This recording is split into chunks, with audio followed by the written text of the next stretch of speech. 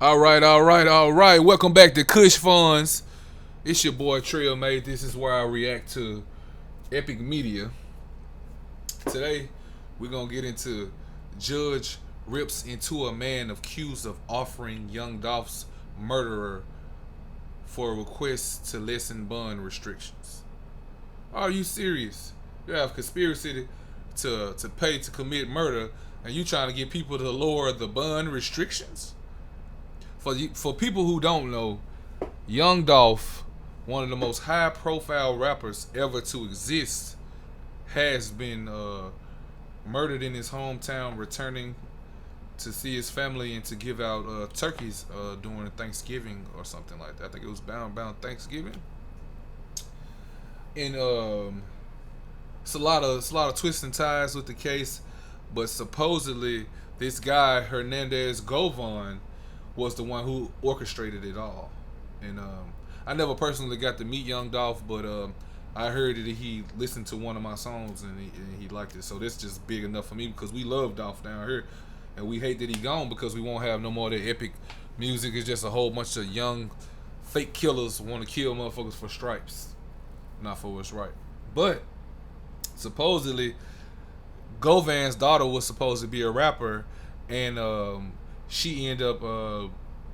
I guess she was with one of Young Dolph's crew, and somehow she ended up getting murdered or something. So it sounds like Govan's trying to get his revenge on Dolph for one of his crew members. That's what it sounds like. But it's a lot of research to it, and it's hard to dive into things like that without showing the video evidence. So without no further ado, let's get into it. Judge rips into a man accused of offering Young Dolph's murderer murder for request to lessen bond restrictions. I didn't read that right, but let's get into it. Okay. Mr. Hernandez, I'm going to set this case on September 21st. It's 5 weeks from today. Yes, sir. Okay. Ms. Taylor submitted to the court a progress letter regarding your conditions of your bond and efforts that she's making to supervise you. I gave a copy of that to Mr. Durham to his mind. She had given this about 2 weeks ago because she had some concerns.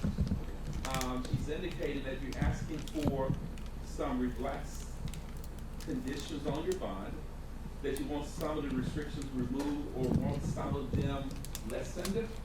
And every time we come to court, Mr. Govan will get this request that says Mr. Govan is asking for other things.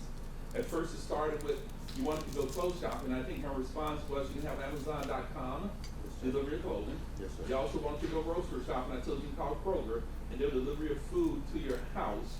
And I also got an answer, got a request that indicates that perhaps you want to be given the same consideration of some other folks, and that you think that you want to be permitted to go to work full time. Ms. Govan, you're on bond because all parties agreed to that.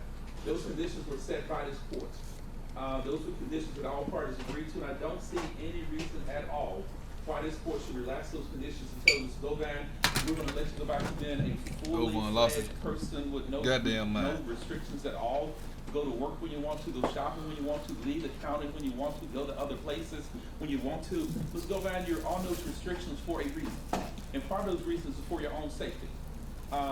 You are probably aware that Memphis, Shelby County, Tennessee is the first most violent metropolitan area in the country. This case has generated a substantial amount of publicity. And if you're running around free in Shelby County, Mr. Govan, knock on wood, somebody might be trying to kill you, sir. So it is not in your best interest to say, Judge Coffee, take away all these conditions and let me just do what I want to, go where I want to. So that means he's trying to take flight. Where, let him show his colors. That's how we know for sure he done it. Because of the conditions of this bond, that this court set this bond, and you can't deviate from those conditions unless this court tells you to do so. I'm told by Ms. Taylor that she's having some difficulties in supervising the bond because she had a couple of trips that were approved and was not approved by the court, were not discussed with the court, were not discussed with Mr. Handel Durham, and that's a violation of your bond, Mr. Govan. So I don't know who gave you permission to take those trips to leave Shelby County, but unless you hear from Judge Coffee, don't say anything else. Unless you hear from Judge Coffee and Handel Durham, your attorney of record here, Mr. Aurora is probably not going to be in on most of these settings, but unless you're in court on the record with Mr. Durham in his court and Ms. Taylor and asking the court for some relief and say, Judge, I need to do certain things, will you please approve it? It cannot be done unless it is approved by this court, Mr. Govan.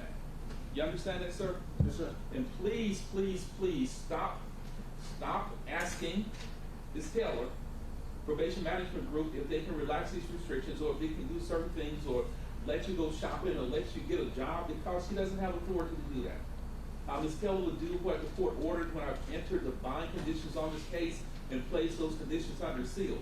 Those are not negotiable. They're not open to discussion. They're not open to change unless Mr. Durham files a written petition in court and says, Judge Coffey, I'm asking that you modify some of these bond conditions.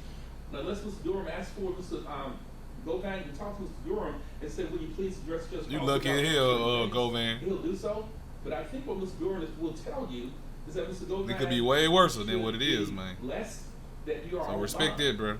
The only other resolution for Judge Coffey is to put you back in jail pending disposition of these charges. Your lawyers have worked, yeomans have done a great job in getting you released on bond until these cases are settled.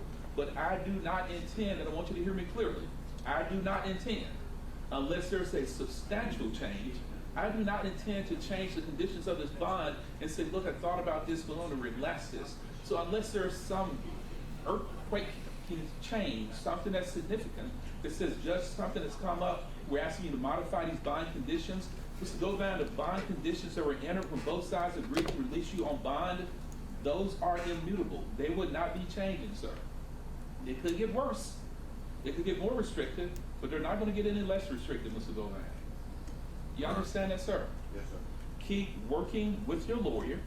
Give Mr. Durham, and Mr. Durham will continue to discuss your case with Mr. Manny Aurora. Give them anything that you want them to look at for you. Now, I'll see you back in court on Thursday morning, September 21 at 9. Any questions? No, sir. Mr. Govan, you step out in the hallway. Don't leave the floor. Mr. Durham will be out in a few minutes, sir. All right. Thank you, sir.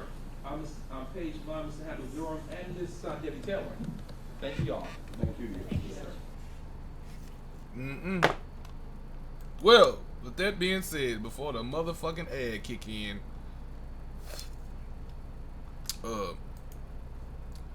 this has been another episode of Kush Funds, but I will put this episode on Tennessee Missing. So, cause it's True Crime. On True Crime Tennessee. That's my other True Crime junk. I will put that on there, cause it is True Crime in Tennessee. So, like I said, like, comment, and subscribe. Love y'all to death. It's TrelleMadeThis. True Crime Tennessee. Be looking out for more videos. Be looking out for more Kush Funds reaction videos. Love y'all to death. See y'all later. I'm out of this motherfucker, man.